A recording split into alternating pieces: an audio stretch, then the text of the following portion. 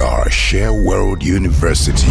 Our graduates make a profound impact in various sectors. With campuses in Mzuzu, Lilongwe and Blantyre, our influence on this nation is undeniable.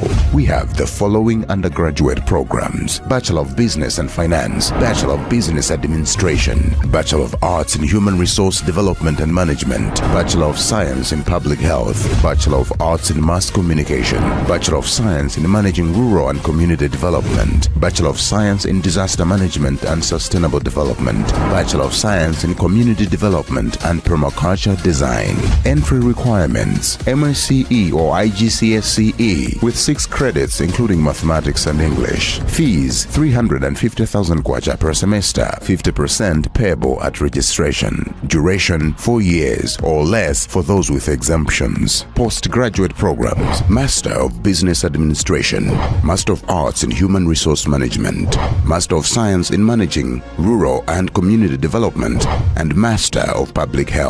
Entry requirements: bachelor's degree in a relevant field. Fees: 1.2 million kwacha per semester, 50% payable at registration. Mode of delivery: full-time or block release. Bridging or foundation program. Entry requirements: at least 4 credits with passes in English and mathematics. Fees: 270,000 kwacha per program. Duration: 4 to 6 months. Share World University is accredited by INCHE and recognized by the Malawi government. Enroll now for the July to December intake. Visit www.souma.ac.mw or email registrar@souma.ac.mw. Phone 0994 530 245 or 0888 898 829. Share World University. Sharing with others. Culturally correct.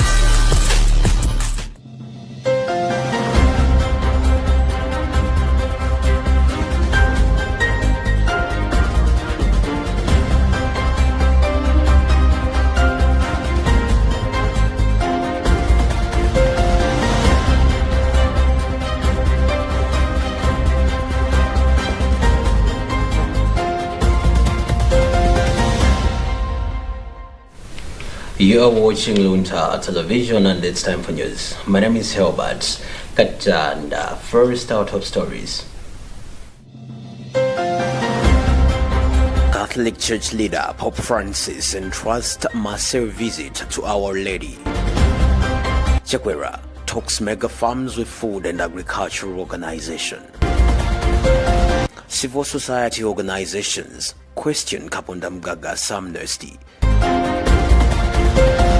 And in news from elsewhere, 5 soldiers dead and 11 others missing after attack in northern Mali. We have these and more other stories to stay tuned in. Ahead of his two-day visit to the French city of Marseille, Pope Francis traveled across the Rome on Tuesday morning to pray at the feet of Our Lady. According to the Holy See Press Office, the Pope paused in silent prayer before the ancient icon of Mary Celas Roman.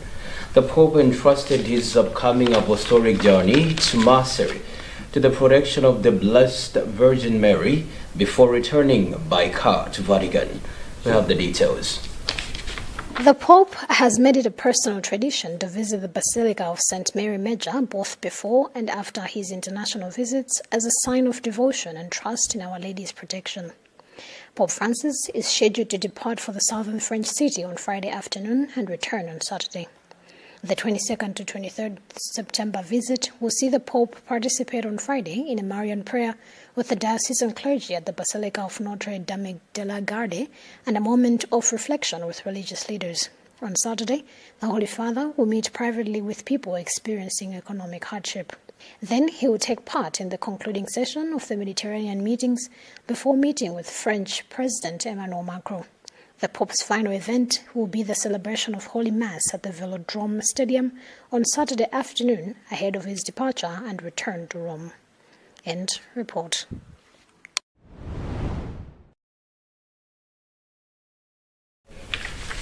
President Lazarus Chakwera says he is optimistic of establishing more mega farms to achieve what is expected in the 17 Sustainable Development Goals despite the challenges Malawi is currently facing.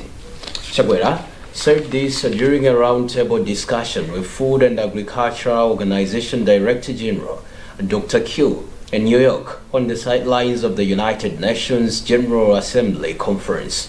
The Malawi president called for collective effort with stakeholders to prioritize agricultural modernization as a catalyst of food security, as Malawi is fostering on establishment of mega farms as one way of boosting productivity.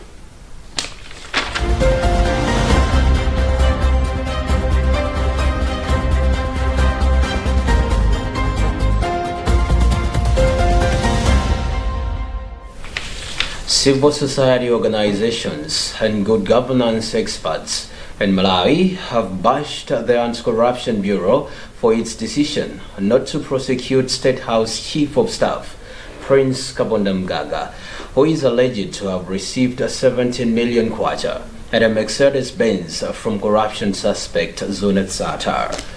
National Advocacy Platform, Center for Social Accountability and Transparency, Center for Human Rights and Rehabilitation, Youth and Society, Human Rights Defenders Coalition, and Nika Institute released a statement last week in which they called out the ACB. After an extensive investigation into corruption practice linked to Zunet Satar, during which 84 individuals were suspected of receiving bribe, ACB last year concluded that Kabonda Mgaga had corruptly benefited from Satar. We have the details. In an interview on Tuesday, good governance expert George Pili expressed concern over the conduct of the ACB, saying the decision on Kabonda Mgaga lacks both legal and moral foundations. What I would say is that the statement which Anti-Corruption Bureau released to withdraw their questioning of Mr. Kabonda Mgaga on the case he was involved in, I think the statement has not been very clear.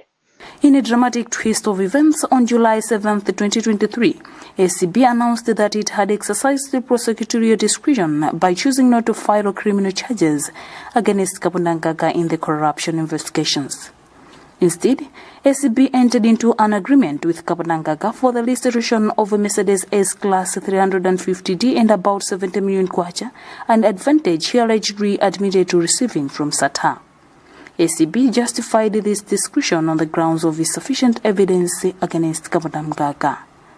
The Bureau also recommended that the Office of the President and Cabinet should immediately review the Malawi Public Service regulations in accordance with Chakwera's directive on June 21, 2022. Restitution refers to a claim or remedy a defendant to give up benefits long free obtained. The presidential directive pertained to the suspension of Kabonda Mgaga pending ACB's investigations. Kabonda Mgaga was suspended alongside the then Public Procurement and Disposal of Assets chairperson John Susbanda, who resigned 2 weeks later. The ACB's report also implicated Vice President Saulus Chilima, former Inspector General of Police George Kainja, and 53 other public officers.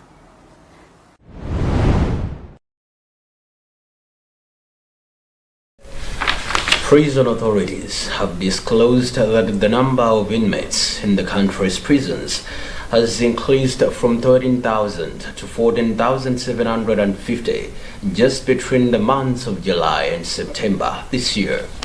In an interview, spokesperson for the Malawi Prison Service, Chimwe Mashawa, attributed the development to an increase in crime rate.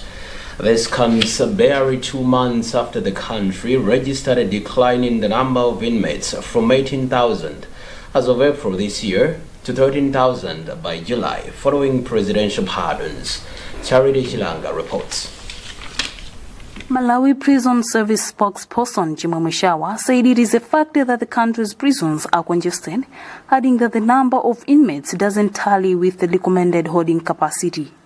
Shawa has described the development as worrisome, as it continues to exert more pressure on the delivery of essential services in the country's reformatory institutions. We know social factors and economic factors, but what we know here from this case is that the numbers are still worrisome and they are still more increasing on daily basis, which is, exerting pressure on our resources, issues of food, issues of, space and others.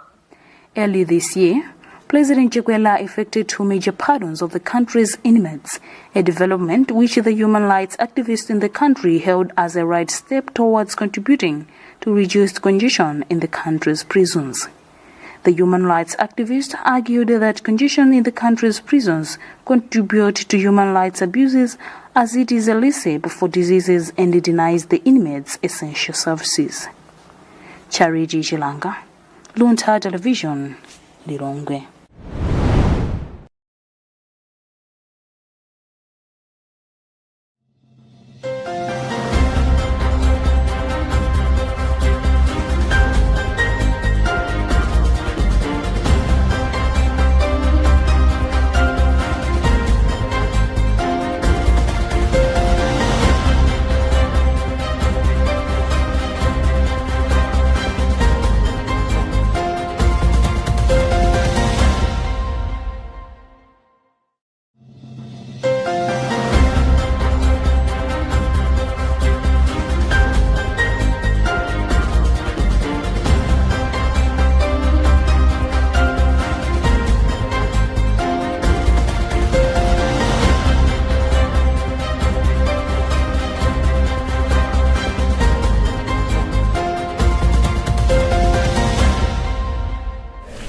You are still watching news on Luntha Television and on our various social media platforms. Do stick around as we'll be back shortly after the break.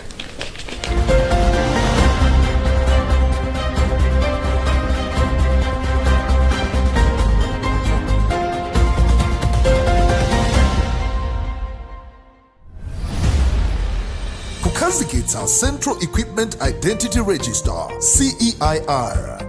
Inde makina a CEIR apereka chitetezo kwa eni handset ndi mafoni am'manja popereka mphamvu za mtsatira kapena zoletsa kugwiritsa ntchito foni yawo pamene yasowa kapena yabedwa. Mphamvu yooneratu ngati foni ili ya original kapena ya fake asanagule, komanso mphamvu yonenera mafoni okhudzidwa ndi zaukathyali kuti asathe kugwiritsidwa pa network iliyonse muno m'Malawi. Wow! Chingira! Chitetezo cha foni ya m'manja patsogolo. Mukafuna kudziwa zambiri, lumikizanani ndi bungwe la Makra pa email dg@makra.mw kapena imbani 261 mwaulere pa network iliyonse muno m'Malawi. Uthengawu likukupatsirani ndi boma la Malawi kudzera mbungwe la Malawi Communications Regulatory Authority, Makra.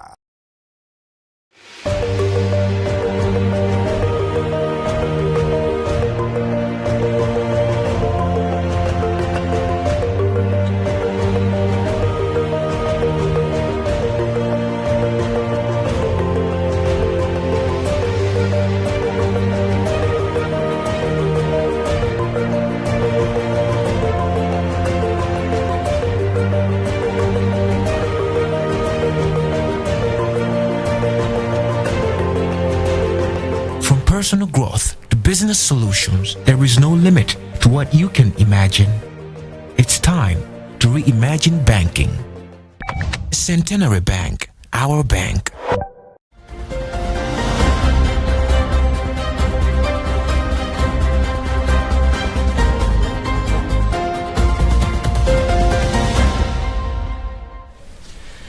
Welcome back. Now let's have a look at our top stories once more before we proceed. Catholic Church leader Pope Francis entrusts massive visit to Our Lady. Chikwera talks mega farms with food and agricultural organization. Civil society organizations question Kapunda Mgaga's amnesty. And in news from elsewhere, 5 soldiers dead and 11 others missing after attack in northern Mali.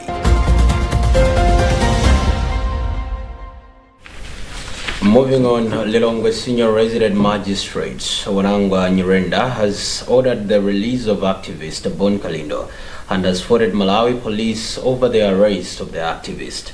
Malawi police arrested Kalindo on Friday, accusing him of not honoring his bail conditions in a case which he is accused of publishing false news likely to cause alarm and public panic. Yesterday, he appeared before court where his lawyer made 2 applications over the manner in which police obtained and executed Kalindo's arrest warrant. Robert Edward reports. Thank you.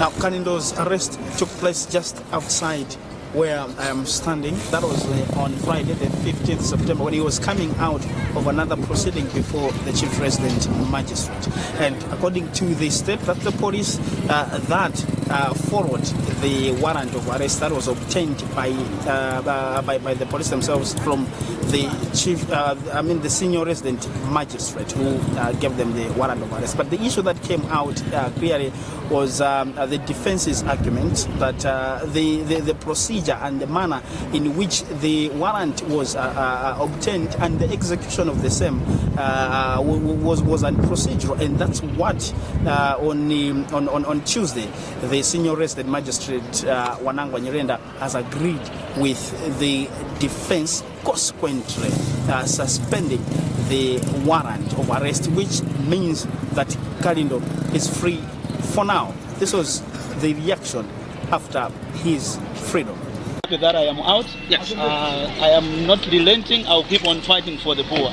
That's the message that should go to the MCP and his family. Now, going forward, the court says it's going to issue a summon for Kalindo to explain why they did not go to police to report as per his bail conditions.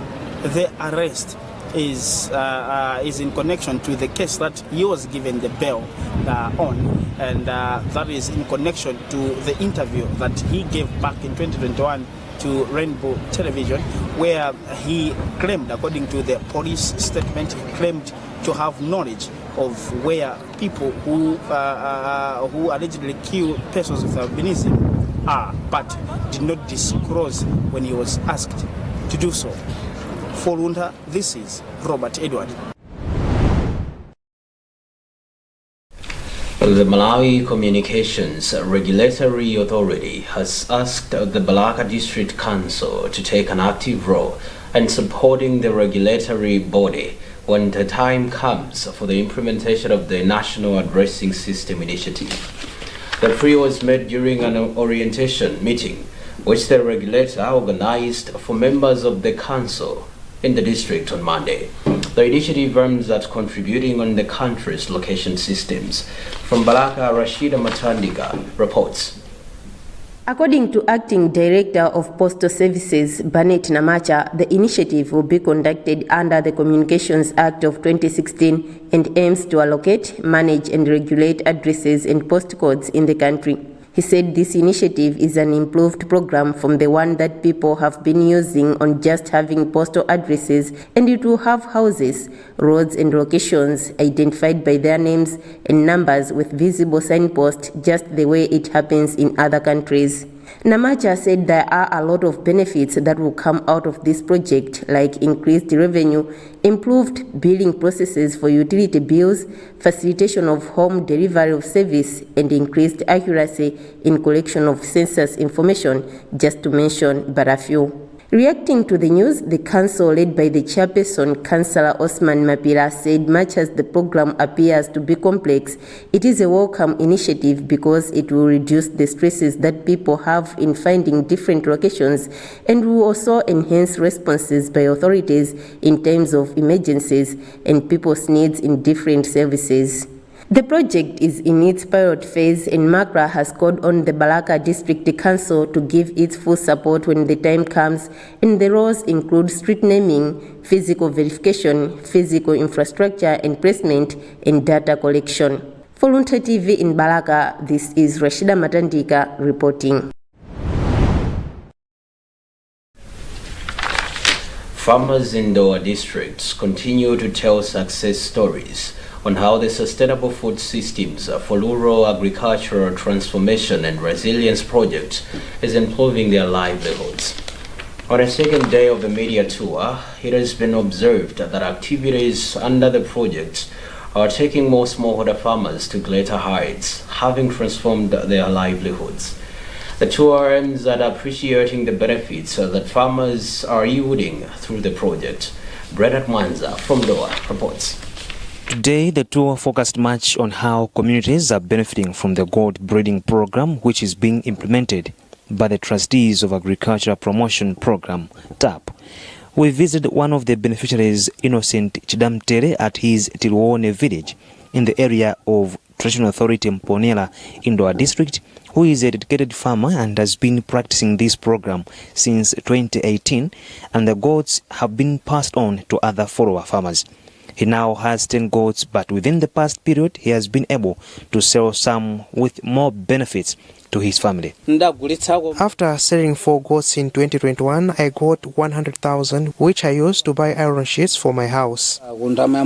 Despite focusing on this program, his family is also busy participating in the modern agriculture, where they use a small piece of land to get more harvests. For example, Chidamtere stressed that through 1 acre land, at first he was getting not more than 7 bags of maize, but just this past harvesting season, he got 41 bags of maize. Last year, when I sold 12 bags of soybeans, I got 390,000 kwacha, plus some proceeds from maize sales. I managed to buy a plasma TV, 100 watt solar panel, and a decoder. Now my family enjoys watching TV. Later, we visited another lead farmer, Selina Kumbukani, at Mvera EPA under Traditional Authority Chiwere, who has also benefited much through the Transform project, mainly in areas of smart agriculture, sanitation, and nutrition improvements. When I cultivated on a 2-acre piece of land, I harvested about 69 bags of maize. 40 bags were sold, give me 600,000, which I used to buy a motorcycle and some goats that are now giving me manure. According to TAP field officer for Mvera EPA, Tendai Lifa, in the period of 5 years from 2020, they target to reach about 37,000 smallholder farmers in 4 EPAs of Mndolera, Chivala, Mvera and Nachisaka, all in Doha district, with hope that their households will be transformed greatly. The Transform program aims to improve food and nutrition security, resilience to climate change, and income among smallholder farmers in Malawi. It further targets 150,000 agriculture-dependent rural households within the selected EPAs in Rumpi, Mzimba, Kasungu, Doha, and Mchinji. This is Bernard Mwanza for Luntha News in Doha.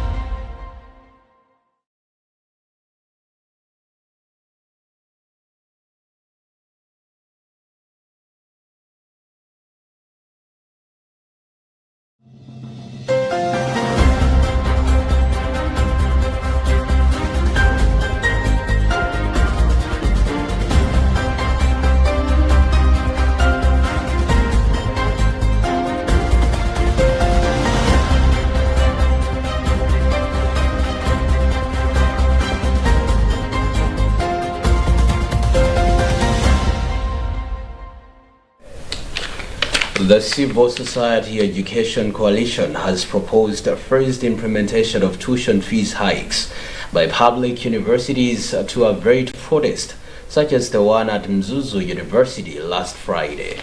In a statement co-signed by CSEC Board Chairperson Limbani Msapato and Executive Director Benedicto Kondowe, The coalition says Mzuni protest against the fees hike and the subsequent closure of the university should serve as a lesson to other universities that are yet to implement the hike. We have a report. The coalition also asked the public universities to ensure wide consultations before hiking fees, saying the absence of adequate consultation in the decision-making process undermines transparency and accountability within the education system. In an interview, CSEC Executive Director Benedicto Kondoe said the move would create a conducive environment for the students at all levels. He said it will also restrain students from demonstrating. So the statement has a special focus on government and the responsible public universities in terms of how such a similar situation can be dealt with. I must indicate that from the way it goes, CSEC issued a statement which provided similar guidance in terms of how the issue of adjustment of fees should be addressed. Malawi has 6 public universities, namely Nzuni University of Malawi, UNIMA, Malawi University of Business and Applied Sciences, MOBAS, Kamuzu University of Heavy Sciences, KUHES, Lilongwe University of Agriculture and Natural Resources, Luana, and Malawi University of Science and Technology, MAST. In July, the public universities announced their revised fees. UNIMA proposed to hike fees to 800,000 kwacha, but Ministry of Education approved 650,000 kwacha, while MOBAS is said to have proposed an increase to 1.5 million kwacha. Nzuni increased fees to 650,000 kwacha, while MAS proposed 800,000 kwacha, but government nodded to 650,000 kwacha in the same vein. Luana has raised fees from 350,000 kwacha to 600,000 kwacha. However, KUHES is yet to communicate its proposed fee hike, but currently students pay 550,000 kwacha. Earlier this month, the Ministry of Education turned down requests from representatives of students to revise downwards the fees. For Luntha News in Lilongwe, this is Fales Chizombe. And now in news from elsewhere, an attack on 2 military camps in northern Mali, claimed by armed rebel groups, killed the 5 soldiers, while 11 others are missing, the army said late on Monday. The army said on social media that it had also lost a plane during the fighting in the town of Lere and the region of the northern Mali. Around 30 assailants were neutralized in the attack on Sunday, which the army said was carried out by terrorists. We have the details. The Coordination of Azawad Movement, CMA, an alliance of armed groups dominated by Tuaregs who took up arms in 2012 seeking autonomy or independence, claimed responsibility for the attack on Sunday. It also said it had taken control of the 2 military camps in Lere and shot down an army plane. It was the latest attack against army positions in northern Mali, which in recent weeks has seen a resurgence of activity by armed groups and separatists. Earlier this month, CAM seized a military camp in Borem, situated between the Asian cities of Gao and Timbuktu. The 2012 rebel insurrection paved the way for armed groups linked to Al-Qaeda to conquer most of the north, triggering a military intervention by France and plunging the Sahel into a war that has killed thousands. The renewed military activity by the Tuareg-dominated separatists coincides with the ongoing withdrawal of the UN Stabilization Mission, MINUSMA, which is being pushed out by the military government after 10 years of deployment. The peacekeepers have been handing over their camps to Malian authorities, but the separatists believe they should be returned to their control. Mali's government, which seized power after double coups in 2020 and 2021, pushed out France's counter-insurgency force in 2022 and the UN peacekeeping mission MINUSMA this year. MINUSMA transferred its Lere camp to the Malian army several years ago, long before being forced to leave the country. Bamako is widely believed to be working with the Russian paramilitary company Wagner to resolve its insecurity issues, despite denying that. In August, United Nations experts said in a report that the armed group ISIS has almost doubled its territory in Mali in less than a year.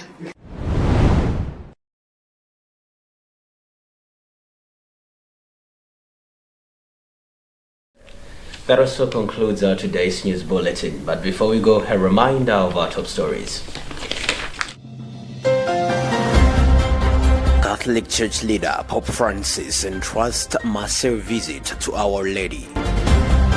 Chekwera talks mega farms with food and agricultural organization. Civil society organizations question Kaponda Mgaga's amnesty. And in news from elsewhere, 5 soldiers dead and 11 others missing after attack in northern Mali.